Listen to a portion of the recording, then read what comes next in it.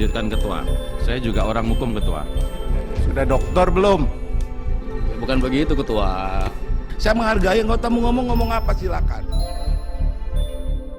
Gue paham judulnya mungkin cukup provokatif ya, masyarakat Indonesia itu bodoh. Itu kalimat yang berat, tapi gue bakal bawa lo ke fakta-fakta yang emang relevan dan bikin lo tuh sadar bahwa ada masalah serius di masyarakat kita. Gue nggak bilang semua masyarakat Indonesia itu bodoh, tapi gue mau jelasin ada pola-pola yang jelas banget nunjukin gimana masyarakat kita ini sering stuck di level bodoh ini. Kita mulai dari pendidikan ya. Program for International Student Assessment itu semacam tes internasional buat ngukur kemampuan anak-anak usia 15 tahun di seluruh dunia dalam 3 bidang, membaca, matematik, dan juga sains. Data nunjukin bahwa Indonesia ini ada di posisi 74 dari 79 negara. Kebayang nggak anak-anak kita ini kesulitan baca pemahaman, ngitung angka sederhana, atau ngerti konsep dasar sains. Yang lebih bikin miris kalau kita zoom in ke kemampuan membaca, Indonesia ini dapat skor 371 poin. Sementara rata-rata global itu 487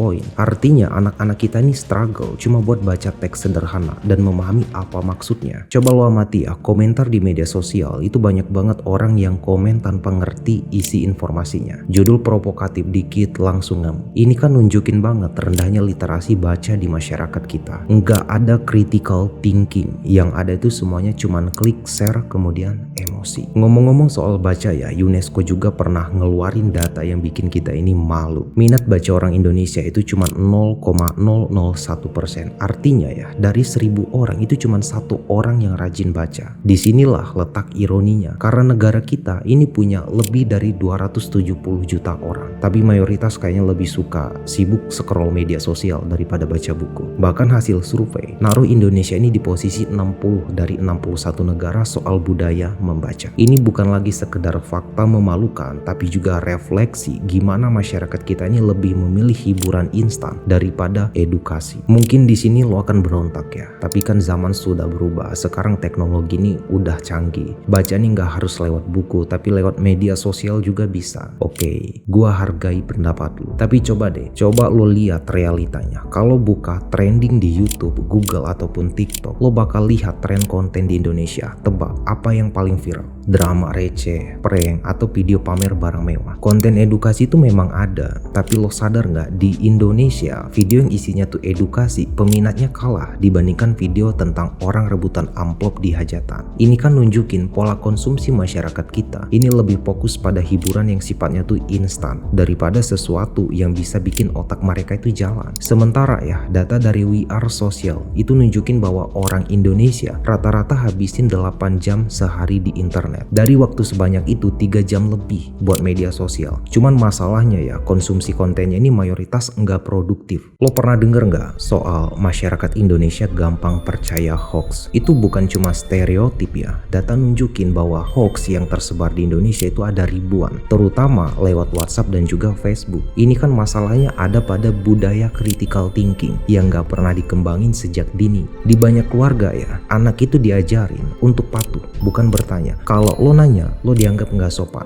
Kalau lo kritis, lo dicap sok tahu. Pola pikir kayak gini, ini bikin orang itu tumbuh tanpa kemampuan buat mengevaluasi sesuatu secara mendalam. Jadi ya, saat mereka ini terpapar informasi yang salah, mereka ini nggak punya filter untuk memilahnya. Lo tahu nggak, di Finlandia yang sistem pendidikannya tuh dianggap terbaik di dunia, anak-anak ini diajarin buat berpikir kritis sejak dini ya, bahkan sejak kecil. Mereka ini belajar gimana caranya mengevaluasi informasi, mempertanyakan hal-hal yang gak masuk akal, dan juga nggak cuma nerima semua yang mereka baca atau dengar. Sementara di Indonesia, anak-anak kita ini malah diajarin buat ngehafalin rumus atau jawaban buku pelajaran tanpa ngerti maksudnya. Sampai di sini mungkin lo nanya ya, apa yang ngebuat kebodohan ini tetap bertahan? Kenapa kita nggak sadar kalau kita itu bodoh? Sebenarnya ada teori yang namanya tuh Dunning-Kruger effect. Ini teori psikologi yang ngejelasin bahwa orang bodoh itu cenderung melebih-lebihkan kompetensinya. Jadi gini, kalau lo nggak punya cukup pengetahuan di suatu bidang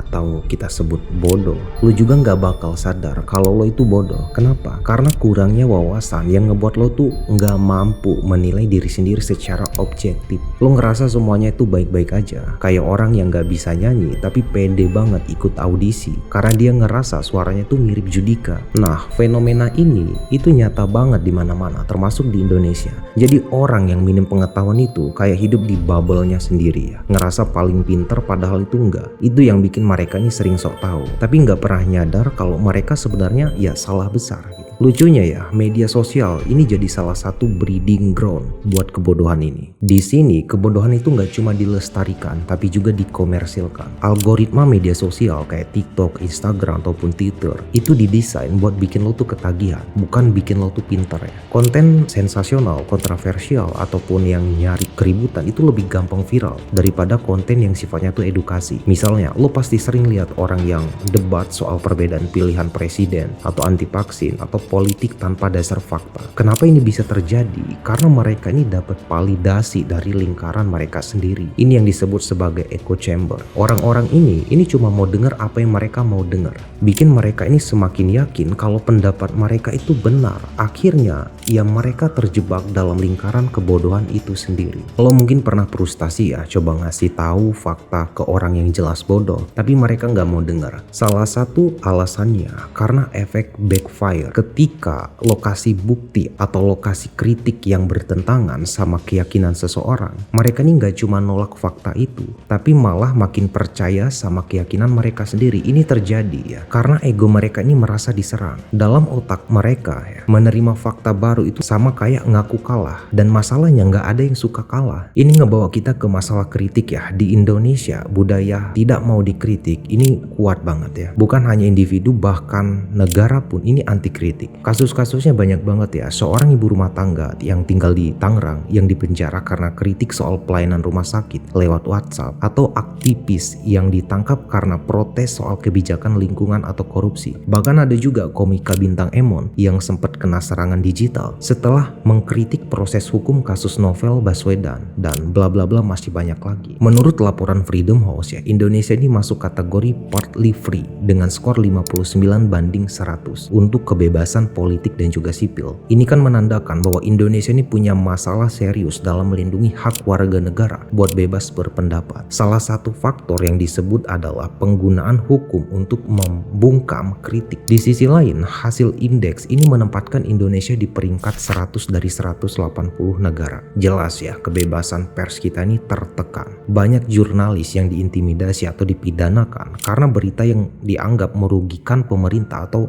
pihak-pihak tertentu. Yang menjadi masalah kalau pers aja dikekang, apalagi masyarakat biasa. Di Indonesia ya, kritik ini dianggap sebagai personal attack. Ketika lu kasih masukan sedikit aja, orang itu langsung ngerasa lu tuh sombong atau sok pinter. Akibatnya apa? Banyak orang yang gak dapet feedback jujur. Mereka tuh terus hidup di comfort zone-nya, ngerasa udah pinter karena gak ada yang bilang kalau mereka itu salah. Ini beda banget sama negara-negara maju yang sistemnya tuh lebih maju juga, dimana kritik ini dianggap sebagai sesuatu yang bisa berkembang. Jadi kalau lo tanya kenapa orang bodoh di Indonesia ini gak sadar kalau mereka bodoh, jawabannya ya campuran dari itu semua. Kurangnya literasi, gak ada critical thinking, budaya yang enggan dikritik, bahkan sistem pendidikannya yang lemah. Lebih parahnya lagi, kebiasaan ngikut tren tanpa mikir. Ketika mereka hidup di lingkaran yang memperkuat kebodohan itu sendiri dan gak ada mekanisme buat keluar dari situ. Apakah kebodohan ini bisa dihapus? Jawaban singkatnya tuh enggak. Kebodohan ini adalah bagian dari sifat manusia ya. Tapi yang bisa kita lakukan adalah mengelola kebodohannya. Salah satu caranya dengan ngelatih critical thinking sejak dini. Tapi ini bukan solusi yang instan, karena sistem pendidikan global kita ini lebih fokus pada hafalan daripada berpikir kritis. Lo tuh disuruh nginget nama-nama pahlawan, tapi nggak diajarin gimana caranya bikin keputusan yang tepat. Tapi bukan berarti kita nggak bisa keluar dari lingkaran ini ya. Solusinya ada, meskipun nggak mudah. mudah. Kita harus meningkatkan budaya literasi, tapi ini bukan cuma soal membaca buku, tapi juga soal belajar untuk berpikir kritis. Ketika lo membaca ya, jangan cuma percaya apa yang ditulis, pertanyakan, teliti sumbernya, dan bandingkan dengan informasi lainnya. Literasi yang kuat ini bisa jadi tameng dari misinformasi. Kesimpulannya ya, kebodohan masyarakat Indonesia itu bukan takdir, tapi hasil dari sistem budaya dan pola pikir yang salah kaprah. Kita ini nggak bisa terus-terusan hidup dalam ilusi kalau kita itu pintar, sementara kenyataan kita ini gagal memahami dunia yang semakin kompleks. Dan ingat, kebodohan itu bukan sekedar nggak tahu ya, tapi nggak tahu kalau lo itu nggak tahu.